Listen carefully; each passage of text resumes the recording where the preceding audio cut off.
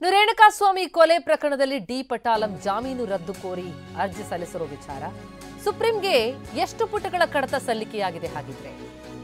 ವಕೀಲ ಅನಿಲ್ ನಿಶಾನಿ ಮುಖಾಂತರ ಮೇಲ್ಮನವಿ ಸಲ್ಲಿಕೆಯಾಗಿದೆ 1492 ಪುಟಗಳ ಕಡತವನ್ನ ಸಲ್ಲಿಸಿರುವಂತದ್ದು ಸುಪ್ರೀಂಗೆ ರಾಜ್ಯ ಪ್ರಾಸಿಕ್ಯೂಷನ್ ಸಲ್ಲಿಸಿರುವಂತಹ ಕಡತ ಇದು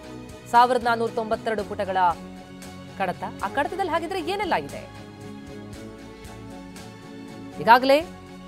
ದರ್ಶನ್ ಅಂಡ್ ಗ್ಯಾಂಗ್ ಏನು ಜಾಮೀನು ಸಿಕ್ಕಿದೆ ಆ ಜಾಮೀನನ್ನ ರದ್ದು ಕೋರಿ ಸುಪ್ರೀಂಗೆ ಸಲ್ಲಿಸಿರುವಂತಹ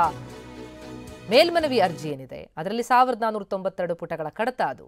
ಹಾಗಿದ್ರೆ ಅದರಲ್ಲಿ ಏನೇನಿದೆ ಆ ವಿಷಯವನ್ನ ಟಿವಿ9 ನಿಮ್ಮ ಎದುರುಗಿಡ್ತಾ ಇದೆ ಕೊಲೆಯಾಗಿರುವಂತಹ ರೇಣುಕಾಸ್ವಾಮಿ ಮರಣೋತ್ತರ ಪರೀಕ್ಷೆಯ ವಿಚಾರದಿಂದ ಹಿಡಿದು ದರ್ಶನ್ ಅಂಡ್ ಗ್ಯಾಂಗ್ಗೆ ಯಾಕೆ ಜಾಮೀನು ಕೊಡಬಾರದು ಅನ್ನೋ ವಿಷಯಗಳವರೆಗೆ ಪ್ರತಿಯೊಂದು ಕೂಡ ಅಡಕಾಗಿದೆ ಸುಪ್ರೀಂಗೆ ಸಲ್ಲಿಸಿರುವಂತಹ 1492 ಪುಟಗಳ ಕಡತದಲ್ಲಿ ರಾಜ್ಯ ಪ್ರಾಸಿಕ್ಯೂಷನ್ ಸಲ್ಲಿಸಿರುವಂತಹ ಕಡತ ಅದು ಡಿ ಪಟಾಲಂಗೆ ಕೊಟ್ಟಿರುವಂತಹ ಜಾಮೀನನ್ನ ರದ್ದು ಮಾಡಬೇಕು ಅಂತ ಹೇಳಿ ಅರ್ಜಿಯನ್ನ ಸಲ್ಲಿಸಿದೆ ಸುಪ್ರೀಂಗೆ ಪ್ರಮುಖ ಅಂಶಗಳಿಗೆ ಸಂಬಂಧಪಟ್ಟಂತಹ ಅರ್ಜಿ ಸಲ್ಲಿಕೆಯಾಗಿರುವುದು ಹೈಕೋರ್ಟ್ ಜಾಮೀನು ಮಂಜೂರು ಮಾಡಿರುವಂತಹ ಆದೇಶದ ಪ್ರತಿ ಕಾಮಾಕ್ಷಿಪಾಳ್ಯ ಠಾಣೆಯಲ್ಲಿ ದಾಖಲಾದಂತಹ ಎಫ್ಐಆರ್ ದೂರಿನ ಪ್ರತಿ ಕೊಲೆಯಾಗಿರುವಂತಹ ರೇಣುಕಾಸ್ವಾಮಿ ಮರಣೋತ್ತರ ಪರೀಕ್ಷೆಯ ವರದಿ ಈ ಆರೋಪಿಗಳ ಗ್ರೌಂಡ್ಸ್ ಆಫ್ ಅರೆಸ್ಟ್ ಇದೆಯಲ್ಲ ಯಾಕೆ ಅರೆಸ್ಟ್ ಮಾಡಿದ್ರು ಅನ್ನೋದ್ರ ಬಗ್ಗೆ ಅದಕ್ಕೆ ಇರುವಂತಹ ಕಾರಣಗಳು ನೀಡಿರುವಂತಹ ಪ್ರತಿ ಕೋರ್ಟ್ಗೆ ಸಲ್ಲಿಸಿರುವ ಅಂತಿಮ ವರದಿಯ ತರ್ಜುಮೆ ಪ್ರತಿ ಈ ಬಗ್ಗೆ ಇನ್ನಷ್ಟು ಡೀಟೇಲ್ಸ್ ಕೊಡ್ತಾರೆ ನಮ್ಮ ಪ್ರತಿನಿಧಿ ಪ್ರಜ್ವಲ್ ಈಗ ಸಂಪರ್ಕದಲ್ಲಿದ್ದಾರೆ ಪ್ರಜ್ವಲ್ ಸುಪ್ರೀಂಗೇನು ರಾಜ್ಯ ಪ್ರಾಸಿಕ್ಯೂಷನ್ ಸಲ್ಲಿಸಿದೆ ಅರ್ಜಿಯನ್ನು 1492 ಪುಟಗಳ ಕಡತ ಏನಿದೆ ಇದರಲ್ಲಿ ಏನೇನು ಅಡಕಾಗಿದೆ ಯಾವೆಲ್ಲ ಪ್ರಮುಖ ಅಂಶಗಳನ್ನು ಇಟ್ಕೊಂಡು ಜಾಮೀನು ರದ್ದಿಗಾಗಿ ಕೋರಲಾಗಿದೆ ಪ್ರತಿಮಾ ಪ್ರಮುಖವಾಗಿ ದರ್ಶನನ್ನ ಸೇರಿದಂತೆ ಉಳಿದ ಸುಮಾರು ಆರೋಪಿಗಳು ಏನೆಲ್ಲ ಎಲ್ರಿಗೂ ಬೇಲ್ ಸಿಗಿದೆ ಅವರೆಲ್ಲರಿಗೂ ಸಹಿತ ಬೇಲನ್ನ ಕ್ಯಾನ್ಸಲೇಷನ್ ಆಗ್ಬೇಕಂತ ಪ್ರಮುಖವಾಗಿ 7 ಜನ ಆರೋಪಿಗಳ ವಿರುದ್ಧವಾಗಿ